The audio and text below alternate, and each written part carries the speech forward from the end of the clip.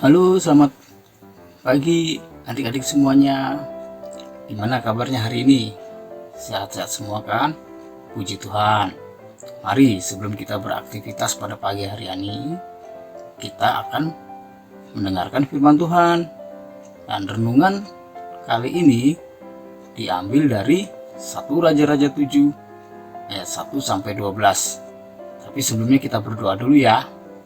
Bapa di dalam surga, kami mengucap syukur buat kasih setiamu, buat berkat-berkatmu sepanjang hari ini, sehingga kami beroleh penghidupan yang luar biasa dari Engkau. Sebentar kami akan mendengarkan firman-Mu, berkati kami semua, sehingga kami dapat mengerti akan kebenaran firman-Mu. Terima kasih Tuhan Yesus, hanya di dalam nama Tuhan Yesus kami berdoa dan bersyukur. Amin. Nah, firman Tuhan kita pada hari ini ialah 1 Raja-Raja 7 ayat 1 sampai 12. Di sini saya akan membacakan ayat 1 dan 2 saja. Nah, nanti adik-adik bisa membacanya dari ayat 1 sampai 12 ya. Salomo mendirikan istananya sampai 13 tahun lamanya.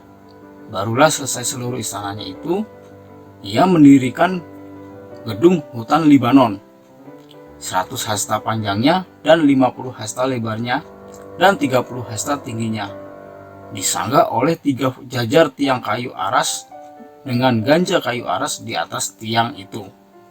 Nah, di sini Salomo diberi kesempatan oleh Tuhan untuk mendirikan rumah bagi Tuhan. Nah, kisah ini ditulis kemarin ya di 1 Raja-Raja 6. Tapi tidak cukup sampai di situ saja. Ia pun juga mendirikan rumah untuk dirinya sendiri. Tentu saja tidak ada yang salah dengan hal ini. Semua orang pasti membutuhkan tempat tinggal. Apalagi bagi umat Israel yang telah melalui perjalanan yang sangat lama dan panjang sejak keluar dari tanah Mesir. Memiliki rumah sebagai tempat tinggal yang tetap adalah hal yang sungguh baik. Itu sebabnya Salomo membangun rumah untuk Tuhan dan juga untuk dirinya. Dalam proses itu, ia membutuhkan waktu lebih lama untuk membangun istananya dibandingkan dengan bait Allah. Waktu yang lebih lama itu diperlukan sebab istana yang dibangun Salomo juga lebih besar daripada bait Tuhan. Nah, bukankah Salomo seolah-olah lebih mementingkan monumen yang membanggakan dirinya sebagai seorang raja besar pada zaman keemasan dia memerintah? Sebagai seorang raja besar, mungkin fokus Salomo kepada Tuhan mulai goyah dan teralihkan karena pembangunan istananya.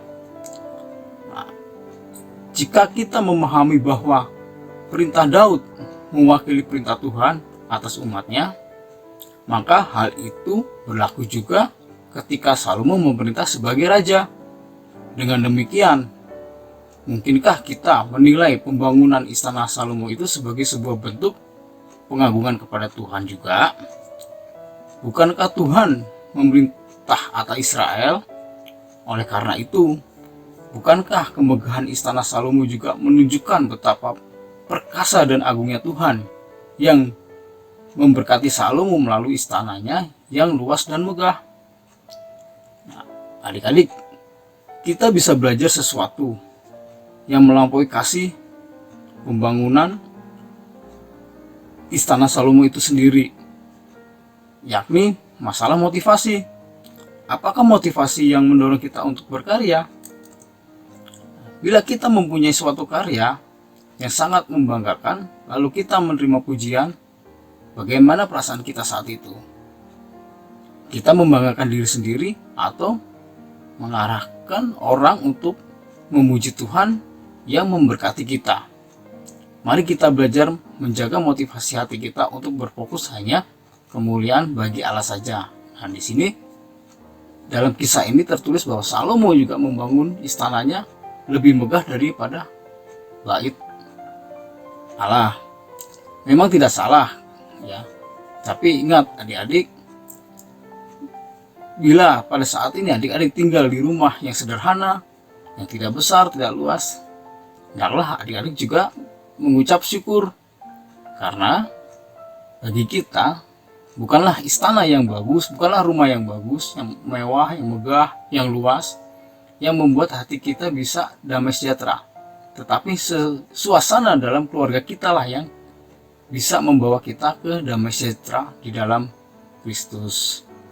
Nah, adik-adik, pada saat ini mungkin kita nggak tinggal di istana yang besar dan luas, tetapi kita patut mengucap syukur telah apa yang Tuhan berikan kepada kita, yang telah Tuhan percayakan kepada kita, sehingga kita bisa memiliki semuanya itu. Seperti halnya Salomo, dia diberkati Tuhan secara luar biasa sehingga dia bisa membangun istana yang megah. Begitu pula juga kita, jika kita diberkati Tuhan, hendaklah kita membuat suatu karya yang bisa membanggakan Tuhan untuk puji kemuliaan nama Tuhan saja. Nah, sekian renungan kita pada hari ini. Mari kita berdoa. Bapa dalam surga, kami mengucap syukur atas renungan pada hari ini. Berkati kami semua Tuhan, buat adik-adik semua, mereka yang akan bersekolah maupun yang belum bersekolah, berkati segala aktivitas mereka. Akhirnya Tuhan terus menjaga mereka, Tuhan melindungi mereka. Mungkin pada saat ini ada yang sakit lemah tubuh, juga Tuhan sembuhkan. Dan biarlah adik-adik ini Tuhan bisa dapat beraktivitas kembali seperti biasanya. Terima kasih Bapa, hanya di dalam nama Tuhan Yesus kami berdoa dan bersyukur. Amin. Sampai jumpa di Habatus esok hari. Tuhan Yesus memberkati. Habatus